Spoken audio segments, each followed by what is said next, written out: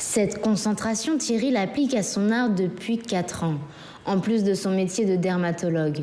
Mais malgré son talent et la passion, Thierry ne vit pas de son métier comme beaucoup d'artistes béninois. Alors, il a dû se résoudre à faire de l'art un métier secondaire. Lui, qui aurait aimé s'y dédier à 100%.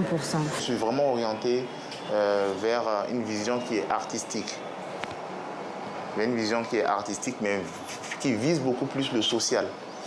C'est-à-dire que même si j'engage des gens pour vendre mes toiles, ou bien que je brande la galerie pour qu'elle vende mes toiles, en général, on ne vendra pas grand-chose.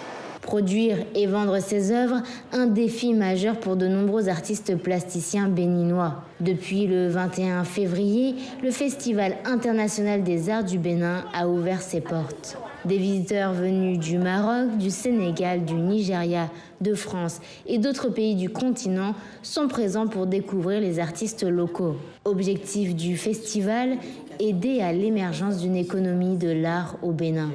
On a beaucoup de jeunes artistes plasticiens, musiciens, du théâtre, etc.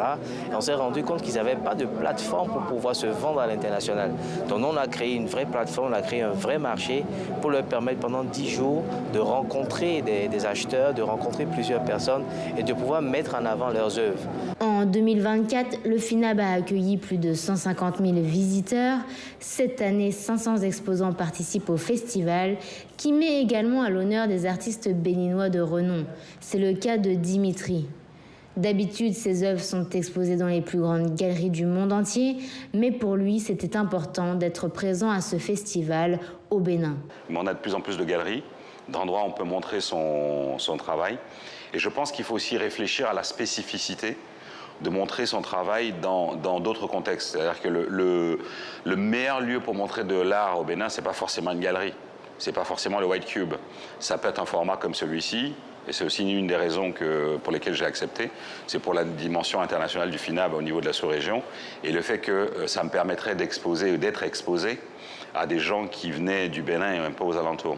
Le Bénin compte de nombreux artistes plasticiens en quête de visibilité et d'épanouissement. En 2020, 331 artistes plasticiens ont été recensés sur le sol béninois.